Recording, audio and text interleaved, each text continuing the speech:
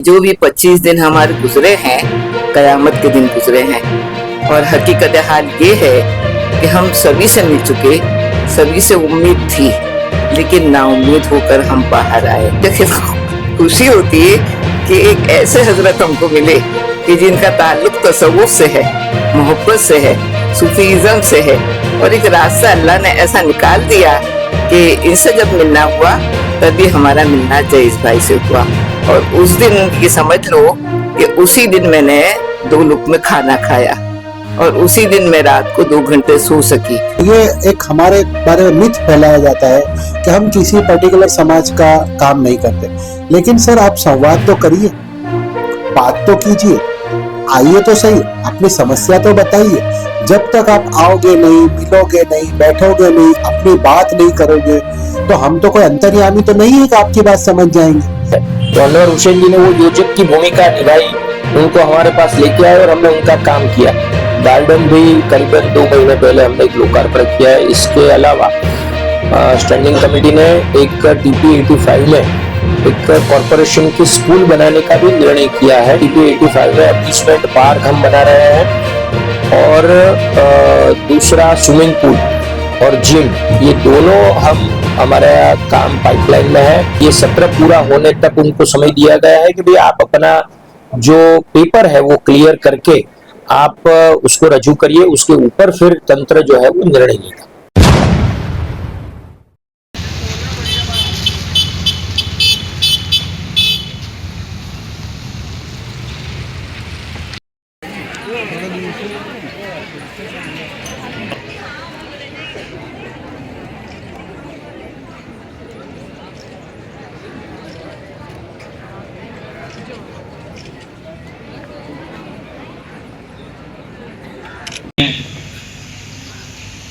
Programme को पूरा करने के लिए जावेद भाई से अनुरोध करूंगा कि वो वोट ऑफ थैंक्स करें। भाग्य विधाता पंजाब सिंध गुजरात मराठा द्राविड़ उत्कल बंगा विंध्य हिमाचल यमुना गंगा उच्छल जलधि तरंगा तव शुभ नामे जागे तव शुभ आशीष मांगे गाहे तव जय गाथा जन गण मंगल दायक जय है भारत भाग्य विधाता जय है जय है जय है जय जय जय जय है। भारत माता की, भारत माता की जय, वंदे मातरम, वंदे मातरम। धन्यवाद। અને સાથે સાથે હું આ સંચાલક મંડળને પણ હું વિનંતી કરીશ કે તમે જેમ 19 જણા અત્યારે તમે તમારી સમસ્યા વખતે તમે ભેગા થયા, તેમ આ સમસ્યા પૂર્ણ વિરામ નથી, અલ્પ વિરામ છે। એટલે તમે લોકો 19-20 જણા જે કંઈ છે એ એક સરસ મજાનો ગ્રુપ બનાવીને, જેમ તમે અત્યારે જે સાઉથ વેસ્ટ ઝોન જે અત્યારે તમે જે બનાવ્યું, સંચાલક મંડળ જે બનાવ્યું, એવું આખા વિસ્તારનું એક આ એસોસિએશન પણ બનાવી શકો છો, એવી મારી સજેશન છે। તો તમામ લોકોની કોઈ પણ એક વ્યક્તિની સમસ્યા એટલે તમામની સમસ્યા બને અને તમામ લોકોને વાચા મળે, એક વ્યક્તિને પણ એનો અવાજ મોટો થાય, બુલંદ થાય, એ રીતે તમે આ દિશામાં પણ કાર્ય કરશો તેવી પણ મારી એક તમારે સલાહ સૂચન છે। તો એ દિશામાં પણ તમે આગળ રહીને કામ કરશો તો બધા જ વિસ્તારના બાળકોનું ભણતર ન બગડે, બાળકોના ભણતર કોઈ પણ વિષય આવે એ વિષયમાં તમે બધા એક સાથે રહીને કામ કરી શકો। તો મારી આ એક નમ્ર વિનંતી છે, નમ્ર સૂચન છે, એ સૂચનને પણ તમે ગ્રાહ્ય રાખશો એ મારી અભ્યર્થના છે। Thank you. Ahmedabad municipal corporation के दक्षिण पश्चिम जोन में 19 स्कूलों में से 13 को सील लगाया गया था, 6 को नोटिस दी गई थी। और हमारे मित्र पार्टी के कार्यकर्ता अनवर हुसैन जी ये सब शाला संचालक को लेके मेरे पास आए और मुझे बताया कि भाई ऐसा ऐसा है। और इससे 20 से 25 हजार जितने बच्चों के एजुकेशन रुके हुए हैं। आगामी 1 महीने में सत्र की एग्जाम और 2 महीने के बाद फाइनल एग्जाम भी आ रही है।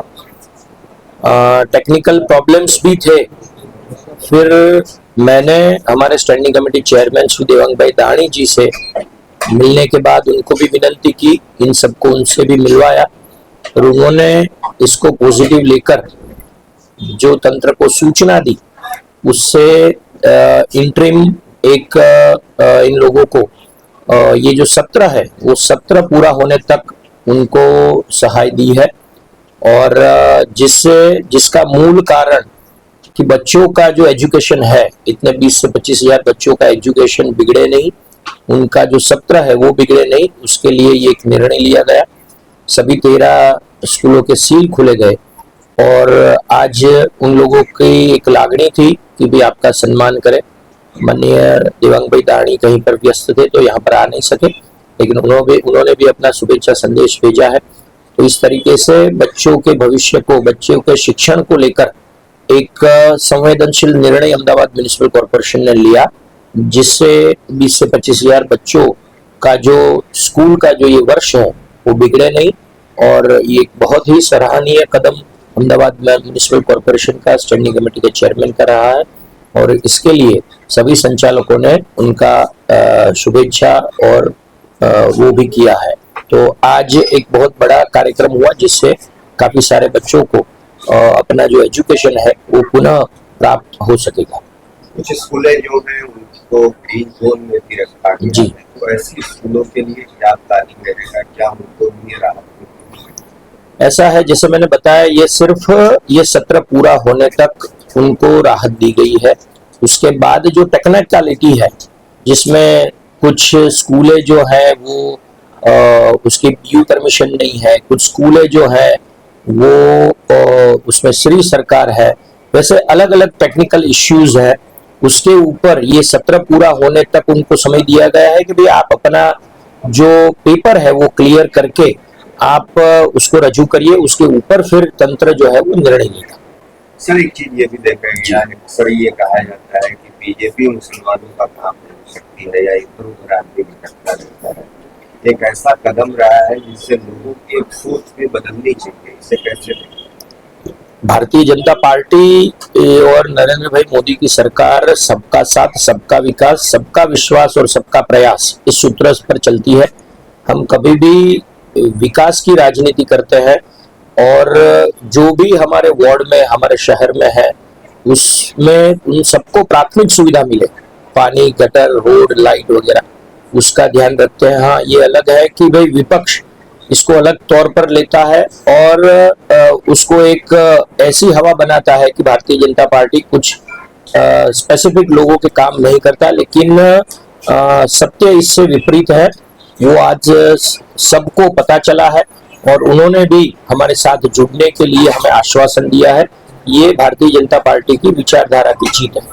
जैसे हम सब जानते हैं, केंद्र सरकार के द्वारा NHAI, national highway authority of India के द्वारा नारोल से लेके विशाला तक और विशाला से लेके उजाला तक ये जो ट्रैफिक का इश्यू रहता है, उसके लिए बड़े पैमाने पर ग्रांट देके उसका काम शुरू किया है। वहां पर ब्रिज बन रहा है। इसके बाद अभी नया प्राइमरी हेल्थ सेंटर वो भी TP85 में सर्किट वार्ड में तैयार हुआ है, अभी वो शुरू भी हो गया है।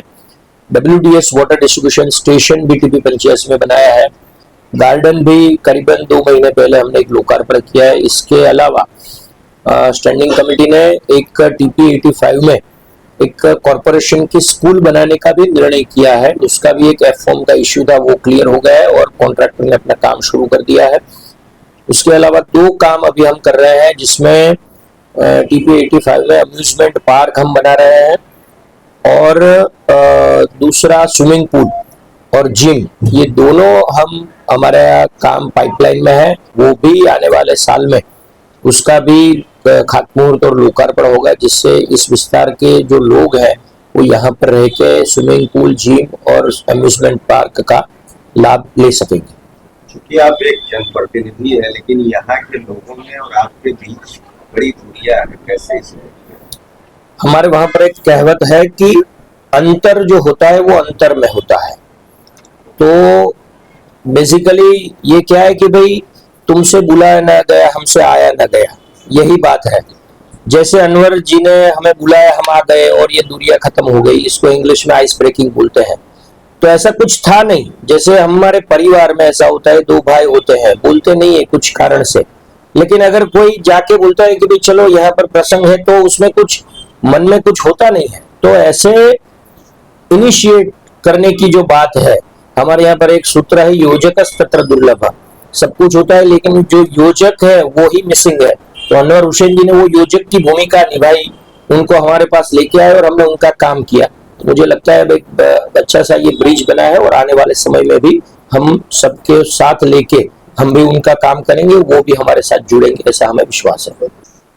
नहीं, देखिए, जब शुरुआत करते हैं तो हमें एक दिल में भरोसा होता है सच्चाई के साथ, यानी जो काम हमने उठाया है, जो बीड़ा उठाया है, वो वाकई में सही रास्ते पे जा रहा है। सच्चाई के साथ जब काम करते हैं, दिल में कोई कसक नहीं होना चाहिए और दिल में किसी तरह की सियासत नहीं होना चाहिए। ये मकसद जो था, ये खालिस मुखलिस तौर पे बच्चों के भविष्य से जुड़ा हुआ था और इसी को मद्देनजर रखते हुए हमने आगे का काम किया और इसमें हमें कामयाबी भी मिली। और जो लोग भी जो साथ सहकार में थे, माननीय जयेश भाई थे, माननीय देवान भाई थे, अहमदाबाद म्यूनिसिपल कमिश्नर श्री थे, और जो भी लोग इसमें शामिल थे, हमारे शहर अध्यक्ष से भी हमने संकलन किया था, प्रेरक भाई शाह साहब से भी, और सारे लोग इसमें जो भी लोग इसमें निमित्त बने हैं। क्योंकि देखिए, कोई ये एक हमारे बारे में मिथ फैलाया जाता है कि हम किसी पर्टिकुलर समाज का काम नहीं करते, लेकिन सर आप संवाद तो करिए, बात तो कीजिए, आइए तो सही, अपनी समस्या तो बताइए। जब तक आप आओगे नहीं, मिलोगे नहीं, बैठोगे नहीं, अपनी बात नहीं करोगे, तो हम तो कोई अंतर्यामी तो नहीं है कि आपकी बात समझ जाएंगे। तो ये हमारी जो दूरियां है, जो फासले हैं, वो यही है कि हम संवाद नहीं करते। जब तक संवाद नहीं होगा, फासले यूं ही बने रहेंगे। संवाद कीजिए और जुड़िए, एक दूसरे से दिल से दिल जुड़े। आज ये बच्चों का मसला है, कल हमारे इलाके का मसला होगा, फिर आगे राज्य का मसला है, आगे देश का मसला है। सारे साथ में जुड़कर हाथ से हाथ मिलाएंगे, तभी एक हम बनेंगे। तो मेरा आज आपके माध्यम से यही संदेश है कि देखिए, कोई किसी का मुखालिफ नहीं है, कोई किसी का विरोधी नहीं है। ये आपके जहन में एक जो बैठाया गया है कि ये फला है, ये ढील के, ये हमारा काम नहीं करते। काम हर कोई करता है, काम हर आज बताया जयेश भाई साहब ने कि ये देखिए हमने इतना काम किया है। तो अब सोचना चाहिए काम करने वाले कौन है और बकलोली करने वाले कौन है। तो हमको खुद को समझना है कि हम एक समझदार लोग हैं, इस लोकतंत्र में जी रहे हैं, किसी की सोच को हावी ना होने देना, यही सबसे बड़ा लोकतंत्र का मूलभूत हमारा अधिकार है। हम आज तक किसी की सोच के ऊपर, किसी ने हमारी सोच के ऊपर कब्जा करके रखा है और कोई अपनी सोच हमारे ऊपर थोप रहा है, ये नहीं होना चाहिए। लोकतंत्र के अंदर ये सबसे घातक चीज है। आज खुशियां मना रहे हैं क्योंकि बच्चों का भविष्य है, लेकिन कुछ लोग गम भी मना रहे हैं। नहीं, देखिए, हम तो खुशियां मनाने वाले लोग हैं, हम सकारात्मक सोच रखने वाले लोग हैं। हमारे पास वो नकारात्मक सोच नहीं है। हम तो सबका साथ, सबका विकास, सबका सहकार और सबका साथ, हम हर उस मसले को लेकर चलते हैं जो नरेंद्र भाई ने हमें, जो माननीय वड़ा प्रधान श्री ने हमें बताया, और हम उसी के नक्शे कदम पर चलते हैं कि किसी को भी ये एहसास ना हो। आज मौका देखिए अजमेर की चादर का, इतना विरोध होने के बाद भी देश के प्रधानमंत्री श्री ने अजमेर शरीफ में अपनी चादर भिजवाई, और चादर भिजवाई ही नहीं बल्कि उनके जो कैबिनेट मिनिस्टर है, जो किरण रिजिजू, उनके साथ में खुद इतना प्रोटोकॉल के साथ वहां पे चादर लेकर आए। तो मुस्लिम समाज और एक सम्मान की जो उनकी जो भावना है, वो बताती है कि देखिए, ये किसी भी एक जब देश का प्रधानमंत्री हो, एक सर्वोच्च ओहदे पर बैठा हुआ व्यक्ति हो, वो किसी धर्म का कोई भेदभाव नहीं रखता। ये सबसे बड़ा मैसेज है। अच्छा, उसके बाद में मैं खुद डेपुटेशन पे था, तो डेपुटेशन पर हमने देखा कि विरोध पक्षों की जो चादरें थी उसकी होड़ लग गई, हर किसी ने चादर भेजी। मैंने अपने हाथ से प्रोटोकॉल ऑफिसर के नाते 37 चादरों को, जो पहली बार इस बार आई, जो कोई कभी इतने सालों में भेजता नहीं था, लेकिन ये मामला ये हुआ कि पीएम साहब की चादर आने के बाद 37 विरोध पक्ष के लोगों ने चादर भेज दी थी। ये पहली बार हुआ और मैं अपने हाथ से प्रोटोकॉल ऑफिसर के तौर पे मैंने उसको चादर को अप्रूव किया। तो ये क्या बताता है कि देश की गंगा जमुनी तहजीब के साथ जब एक प्राइम मिनिस्टर ने जब एक शुरुआत की तो उसके पीछे पीछे पूरे देश को चलना पड़ता है। तो देश का प्रधानमंत्री किसी पक्ष का नहीं है, वो सबका है, देश की जनता का प्रधानमंत्री। तो देश के जनता के प्रधानमंत्री के प्रति हम भी अपनी कृतज्ञता दर्शाते हैं और हम भी उनसे इतनी मोहब्बत करते हैं जिससे देश का हर तरह एक नागरिक करता है। मैं आपको हकीकत बता रही हूँ कि जो भी 25 दिन हमारे गुजरे हैं कयामत के दिन गुजरे हैं। और हकीकत हाल ये है कि हम सभी से मिल चुके, सभी से उम्मीद थी, लेकिन नाउम्मीद होकर हम बाहर आए। जब बहुत ही टेंशन में थे, इत्तिफाक ऐसा हुआ, ये एक अल्लाह की मदद थी, जैसे उसने फरमाया है ला तयसू मिर रहमतिल्लाह, अल्लाह की रहमत से कभी मायूस नहीं होना है। मुझे खुशी होती है कि एक ऐसे हजरत हमको मिले कि जिनका ताल्लुक तसव्वुफ से है, मोहब्बत से है, सूफीज़म से है, और एक रास्ता अल्लाह ने ऐसा निकाल दिया कि इनसे जब मिलना हुआ तभी हमारा मिलना जयेश भाई से हुआ। और उस दिन ये समझ लो कि उसी दिन मैंने 2 लुक़्मे खाना खाया और उसी दिन मैं रात को 2 घंटे सो सकी। बाकी हकीकत में हमारा दिल जो था वो हमारी रूह थी, और हमारी रूह जो थी वो हमारे बच्चों का एजुकेशन था। क्यों? क्योंकि आप जानते हैं कि इसके बानी मबानी जो थे वो बैरिस्टर थे, सिटी सिविल जज थे, कोऑपरेटिव ट्रिब्यूनल प्रेसिडेंट थे, पब्लिक प्रोसिक्यूटर थे, गवर्नमेंट लीडर थे, और वो कभी चुप नहीं बैठते थे। और उन्होंने मुझे यही सिखाया है कि आप हक की आवाज को बुलंद करोगी, कभी खामोशी से बैठी नहीं रहोगी। लेकिन कैसे बुलंद करना, कौन सुनने को तैयार है? ये समझ लो कि एक बहुत बड़ी मदद अनवर सूफी साहब की तरफ से जयेश भाई की सूरत में हमें मिली। और जब वहां मिलना हुआ तो फौरन मसले का हल निकल गया। अब ये हल ऐसा होता है जैसे कि तकरीर में आप दोनों हजरात ने कहा कि सबके इश्यू अलग अलग थे, हमारा इश्यू तो कोई ऐसा संजीदा था ही नहीं। और कुछ लोगों ने कहा भी कि किसी की कंप्लेन हुई तो लगा दिया, किसी की कंप्लेन नहीं हुई, बहुत खराब है, तब भी नहीं लगा। अब मैं आपको सच बात बताती हूँ, शुरू से मुझे बताना पड़ेगा कि 2003 से हमने इस एरिया में एजुकेशन का पहला कदम उठाया, और शायद वो टीपी स्कीम का पहला कदम था। 3 से लेकर 2007 तक आप गिनिए 4 साल हुए, हमने किसी नेता को नहीं छोड़ा, किसी लीडर को नहीं छोड़ा, किसी से न मिले हो, कोशिश न की हो, ऐसा नहीं हुआ। लेकिन हर जगह से हम नाउम्मीद होकर वापस लौटे।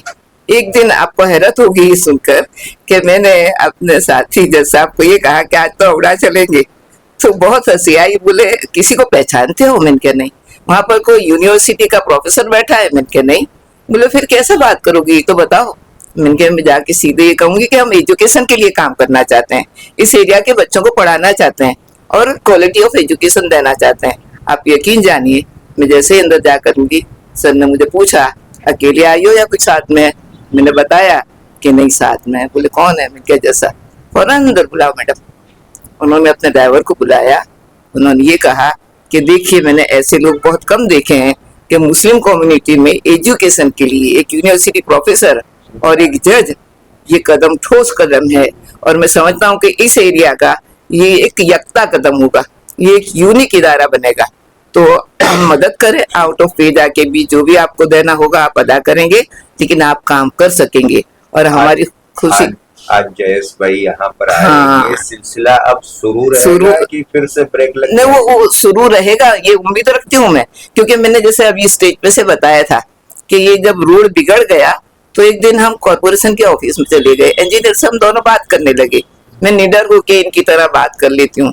मैंने कहा कि सर हमारा रोड बहुत खराब हो गया है, कोई देखता नहीं है, नए नए बिल्डर आ रहे हैं, स्कूल का क्या होगा? बोले ये सामने आपके कॉर्पोरेटर बैठे हैं, इनसे कहिए ना। तो इन्होंने कहा कहने की जरूरत नहीं है, मैंने सुन लिया, मैं हिंदू मुस्लिम सबका काम करता हूँ, आपका रोड बन जाएगा। लेकिन वो बनने के बाद अब बार बार खुद गया है और बार बार तकलीफ हो रही है, क्योंकि बहुत सारे बिल्डर आ गए, बहुत सारी तकलीफ है। अभी हम सिलसिला चलता रहेगा, ये उम्मीद हम जयेश भाई से रखते हैं, क्योंकि वो खिदमत खल्क में मानते हैं और वो पब्लिक का भला चाहते हैं और देश का फ्यूचर बनाना चाहते हैं, बच्चों को आगे ले जाना चाहते हैं।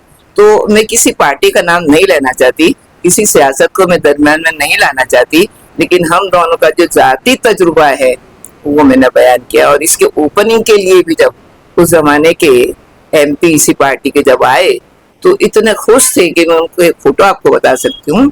और उन्होंने अपनी स्पीच में ये कहा कि मैंने आउट ऑफ वे जाके मदद की, क्यों पूछिए, तो खुद ही जवाब दिया, इसलिए मैंने मदद की कि इस एरिया में एजुकेशन का काम चलता रहे, बच्चे पढ़ते रहें, आगे बढ़ते रहें।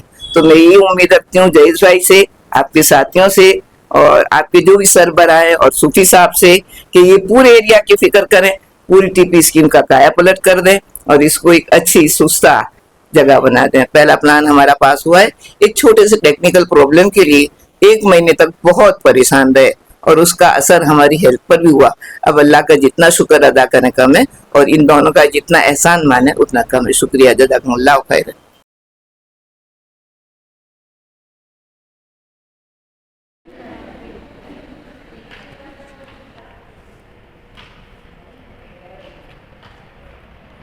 हमने जाए